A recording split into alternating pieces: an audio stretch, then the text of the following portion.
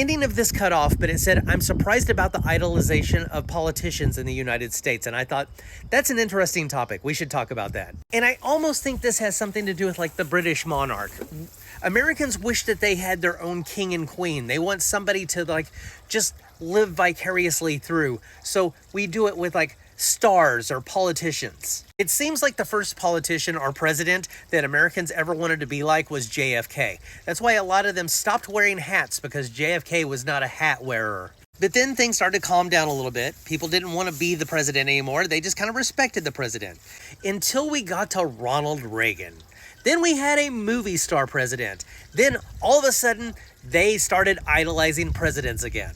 After Reagan's second term, they tried to keep that feeling going with George Bush, but he didn't give them that charisma jolt that Reagan did. Then we got Bill Clinton and George W. Bush, and people were still kind of like, But then we had Barack Obama come along. We didn't want to try and be like him, but we really respected the fact that we finally were moving a positive direction in this country, and we were electing our first president of color. We thought, look at us. We are really progressing in society. Other countries were congratulating us. They were like, look at the United States. They outgrew their slavery and segregation roots, and now they have a black president.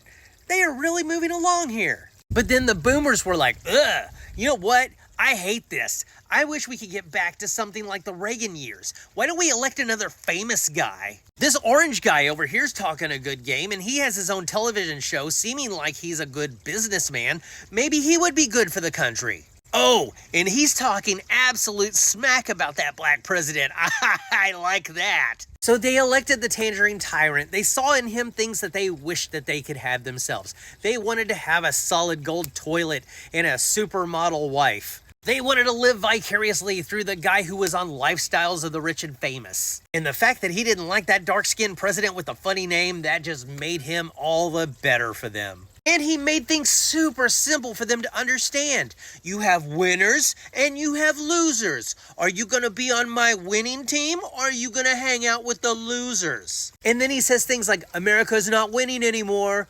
America can't win. We haven't won in a long time. I alone can make us win again.